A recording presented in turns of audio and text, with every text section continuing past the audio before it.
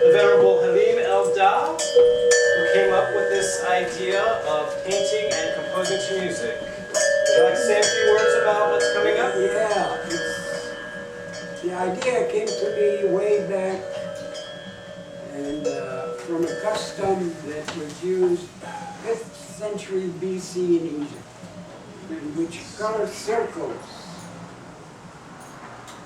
of a 12-tone color system, like if you imagine Middle C. So there were actually 12 tones in colors. And those 12 tones of colors were distributed on canvases or parchments, at different sizes. So the color represented the pitch. So the color would be like a color like here, another color, another color, another color. So there were 12 chromatic colors representing 12 tones of the scale. And across the parchment were different sizes of these circular colors. So the color represented pitch, and the size presented rhythm and volume, the size of it. So you had the rhythm, you had the volume, and you had the pitch. Also, if I go like middle scale, now on the basis of this being 440 cycles per second, if I put a color on it, it would match the color of a color. Every color has a sound. We do not hear, it's above our hearing characteristics. However, if I get colors like color red, and coming to maybe a purple color, and then I interfere with the vibrations, the red is high, you can't hear it, it's above your hearing. But if I clash it with another color, you get a new sensation. The sound appears out of nowhere. I did that experiment at Columbia University, the Columbia Princeton Electronic Music Center. They gave me a prize, experimented with that idea, and I was able to clash the colors above our hearing level. When you clash, mathematically you have a differential, which means if they attach each other, suddenly the sound appears out of nowhere. So like if I get a color and you can't hear it, but if the color clash, it creates another situation in which you hear.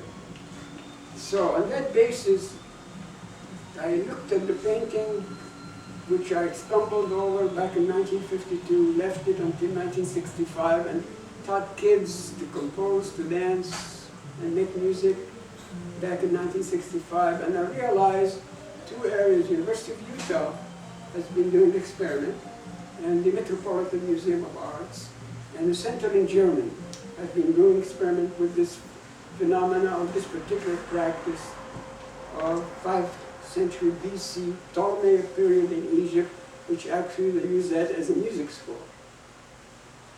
So I started to be more serious in 2007 when I went to Montreal and actually created the Canine Wisdom, or the Dog Gone Deaf, which was a composition about the dog, a legend about man falling into the abyss, and the dog, man's best friend, running after him, picking him up. But the man became so bossy, sit, go, here. And when he became bossy, the dog, he said, I can hear it. The dog got deaf. But however, there was a canine wisdom to help men out. So one of the paintings is canine wisdom. So I started in 2007 to be more serious, and I had an installation about this idea at the Museum of Chelsea Museum in New York, showing the process that I did in Montreal. And this is the premiere, world premiere, of this new idea here in Kent, Ohio.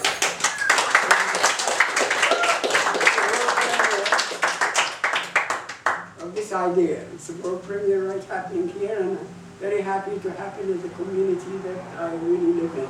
So they've been written about it in the book there, Notation 21. 21 means the 21st century. So there is a lot of composers who use graphic and sometimes art, and who's going to. So the Notation 21 was to really show what's happening in the 21st century. So this is one of the elements that we do. So what is happening here is what you see in color has sounds. It's like a music score. But the reality is it's an artwork. Down right to it, if you forget about the music, forget about everything, it's an artwork. So it sits itself in the domain of an artwork. However, I'm explaining the process, why it happened, but what you're going to look at is an artwork. Whether you know about it or don't know about it, it's an artwork of color and design and interaction. But basically it came out from the sound that I heard coming out of frequencies of sound above our hearing level and within our hearing level. And I used the tone, C, that as a guide. And A is 440 cycles per second. Okay, now you can unveil. I think we decided to unveil. They're going to unveil. The unveiling is a custom I learned in Ethiopia. I lived in Ethiopia 3 years, and I used to go to the old churches. They go circular, and they had a sanctuary. The saints of the sanctuary will not be seen until they are unveiled. So I used to take the huge icons, huge paintings, all veiled, and they go outside, they unveil the icons, and they walk around the church 7 times. So this idea of unveiling, I owe to Ethiopia, ancient practice. Okay, let's do it. Okay, just so you know, after the unveiling, I'll be hanging them up on this wall here, so you're okay right there. I'll just be stepping in between you. Nicole's article is here too. Oh, the Nicole here has explained, this is Nicole Hennessy, and she interviewed me about the color notation, and she has a beautiful writing about it. I think it was fantastic, right? Appreciate it. I've never had anybody explain it so beautiful. And it's right there, you can read it. So this is Nicole who did a beautiful explanation of my color music notation. So I appreciate that, Nicole. Thanks. And now, let the unveiling begin. This is Canine Wisdom with White Footprints.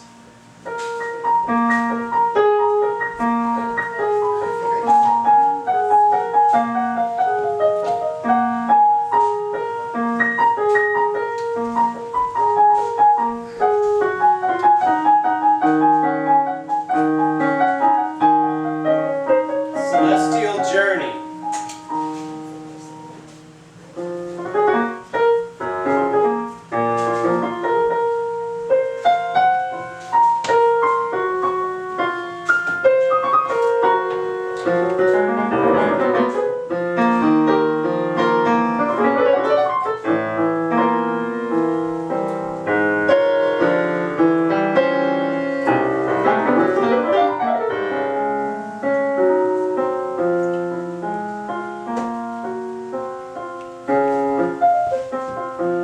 Crimson Orchid.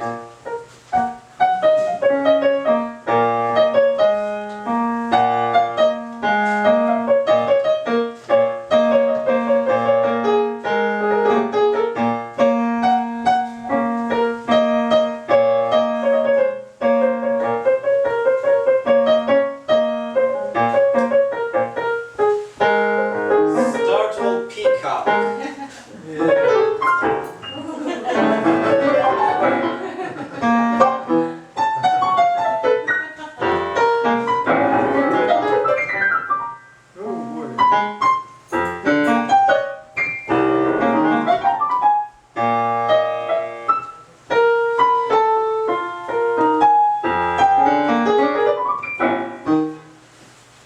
Out of the Abyss.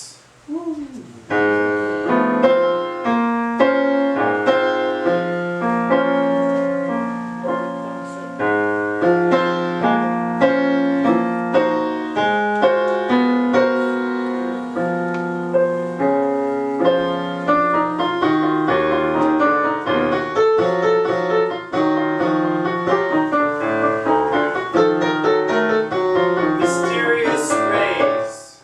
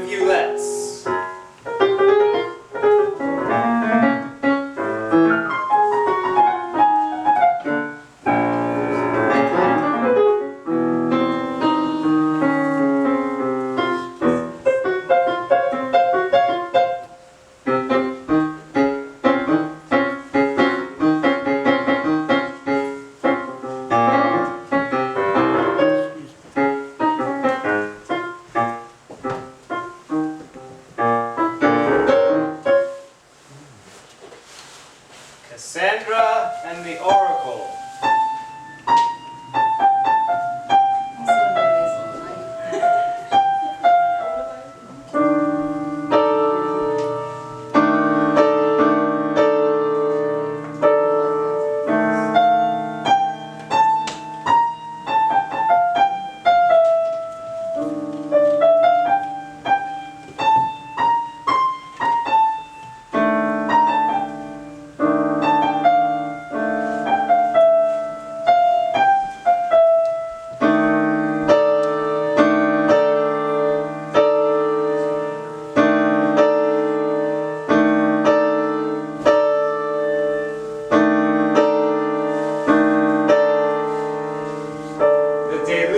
Of 2012.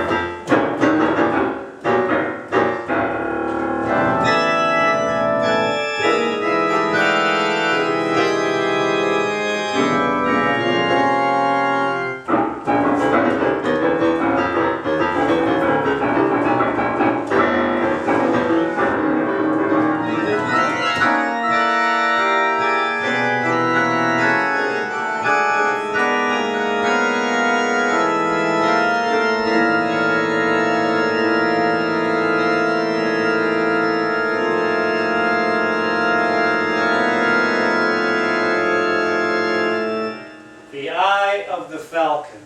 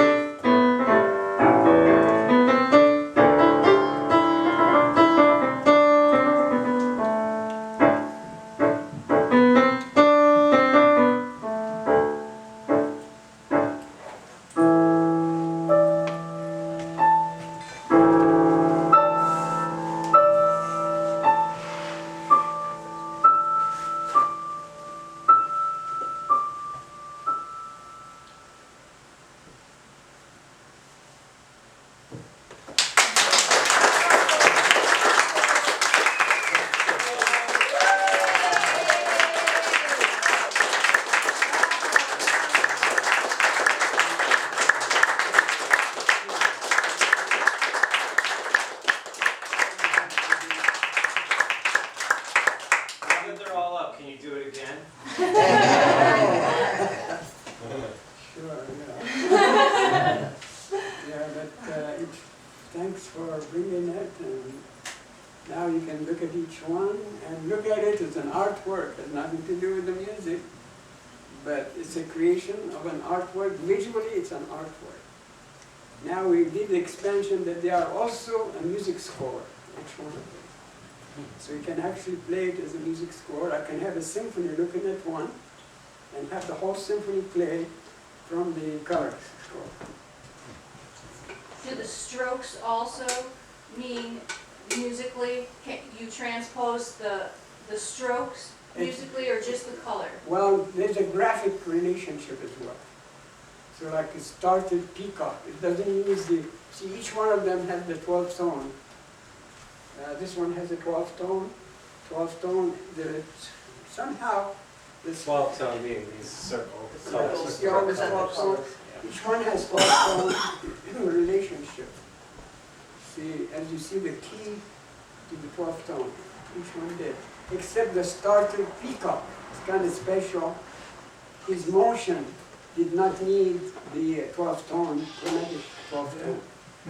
But each one could be interpreted very specifically in frequency vibration, or you feel it. And of course I feel it different because of you here too. Each frequency of every one of you, I feel as well as I interpret this. So like, if two people, so not only that the vibration is flexible, but is the presence of the people as well.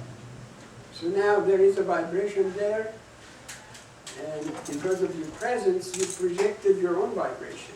So in the score, I have to read that. So it keeps growing in a way, depending on the orchestra who can play it as well.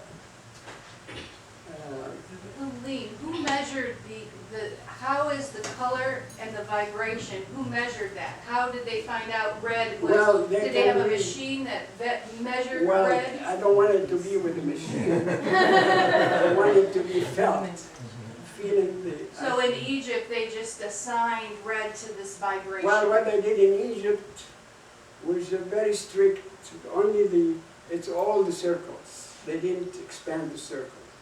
So it was circle juxtaposed over circle, circle, circle, circle, circle. And the circle was very small and very big and very big and very big. And related, like you could tell there was polyphony the way they put it. Now, I don't want to, in the process of understanding the Egyptian way of 5th century BC is to experience my own. And I know there's a lot of writing, as I said, in the University of Utah and in Berlin and in New York Museum, the Metropolitan. So I have to follow. In this one, there's a lot of intuition that I've used in the color sector notation. But each one, as you see here, there's a 12 chromatic scale right there, and they're represented here with the graphic motion that I feel. And then I can interpret this like when you perform. I work with the orchestra. We both have a kinetic relationship. That's another thing. We have to develop motion and kinetic relationship. So you have a kinetic relationship to the music. You have a frequency vibration. You have actually the middle scale that if you want to use it as a reference. What's amazing, they had 12th tone also. That's the amazing part. They use 12th tone. Yeah, they use 12th tone. So when you look at it, try to feel the relationship to the dots, or just trying to feel how each color comes to you, because the feeling is a very important part of it.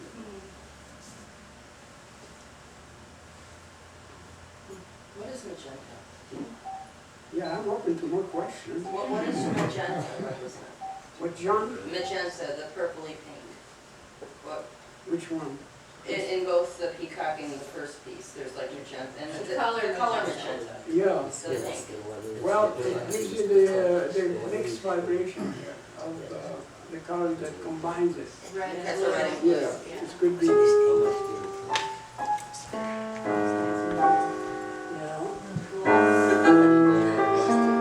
Or it could also be.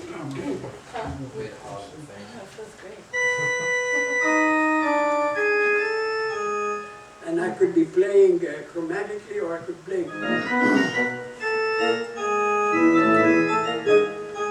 And actually, I could look at any painting and begin to feel the sound of it. I've done that a few times.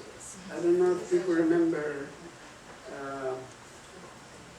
There was an artist here in campus did enameling.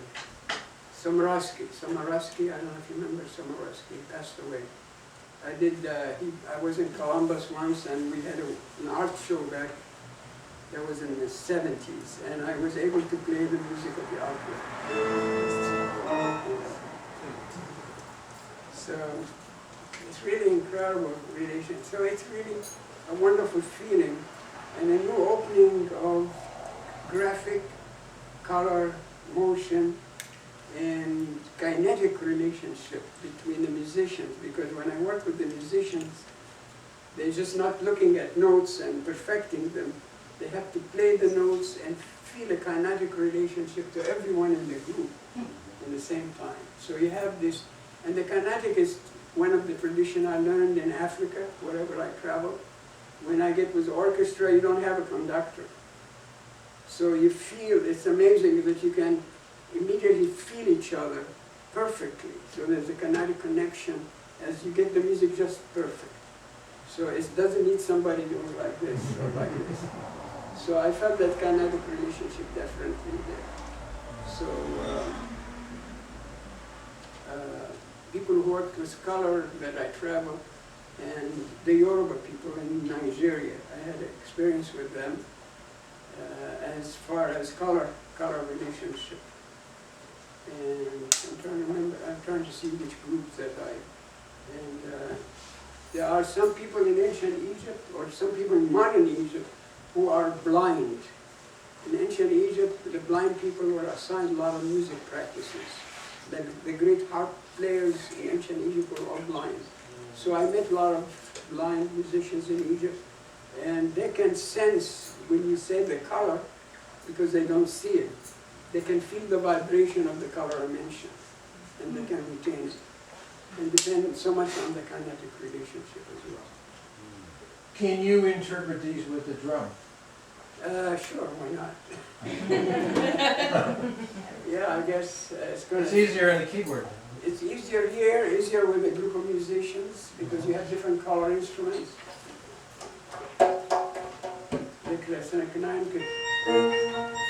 Like I was interpreting this.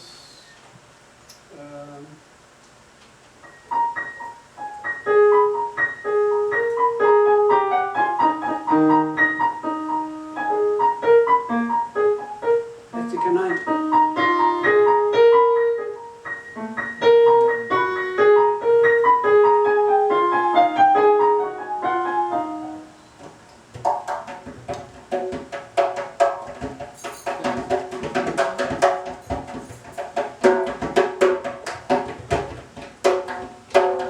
So I'm trying to get to the canine wisdom with a limitation.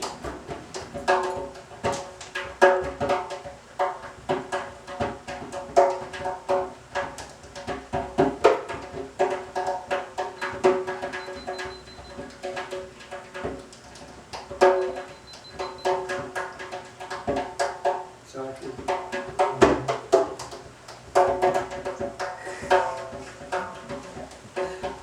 Like if I would do Cassandra, I'd be like.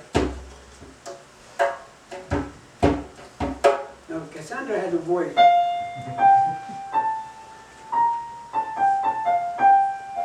And a sound. What Cassandra did is found about the oracles that the world is going into self-destruction, and she's telling the truth. And as she tells the truth, she's crying.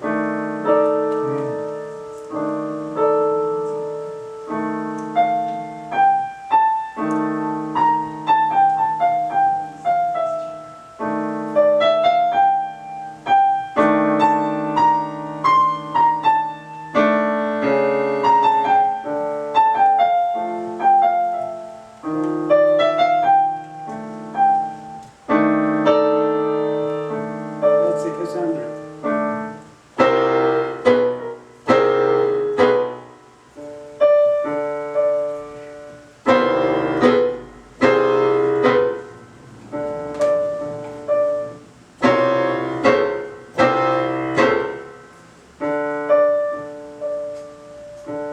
So she's talking and expressing what's going to happen. You know, when the deluge happened, I guess the sound, you could see there's life in there in the middle of the deluge, which is the floods and the hurricane and the storm. But inside of it, there's life, and the life inside was covered up and was relieved. But so you have like.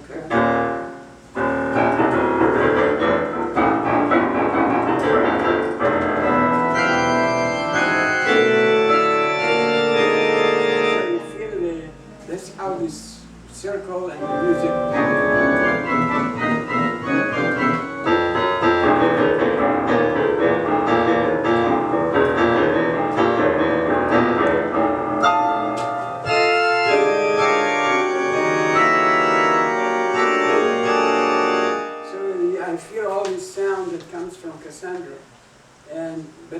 has that, I mean, from the delusion. Then comes the eye of the falcon, which brings the hope and the peace. The falcon is a very special bird, and the bird has a lot of, the falcon he sees the universe. The falcon sees the universe. So he sees the actual, the color of tranquility and peace is happening. So you can, it goes in.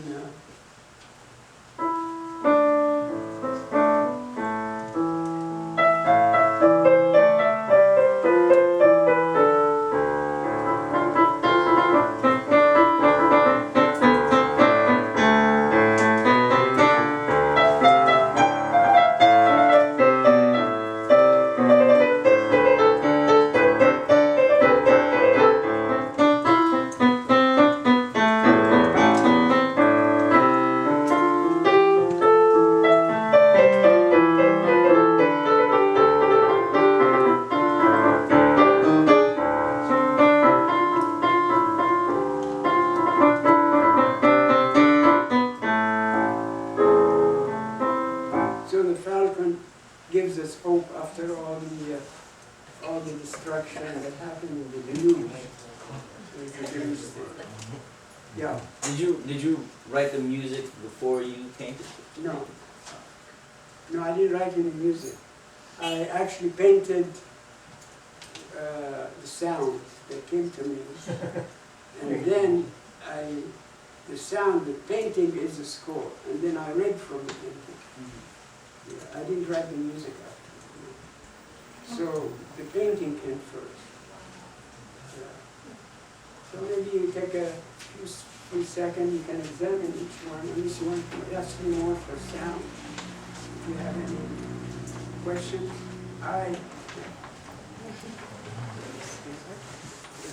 So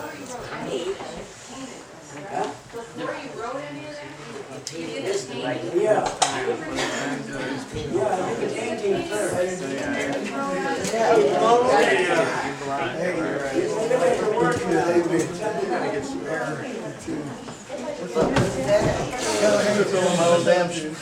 You're cut off, no more wine. That's what I was asking. No more wine for you. That's what I was going with. Hey. Morgan here. Good to see you. Thanks for putting that on the Facebook. So you brought me here. Appreciate it. Interesting, and you've seen him in the Hi, how are you? I know I'm melting, I've been outside all day. I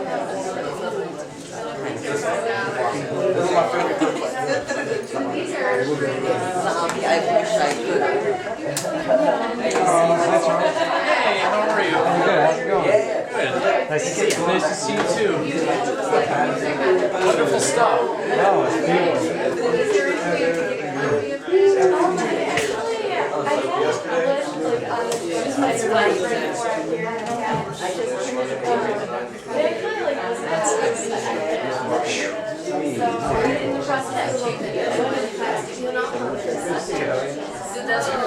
Hey, baby. Yeah. With the bad news.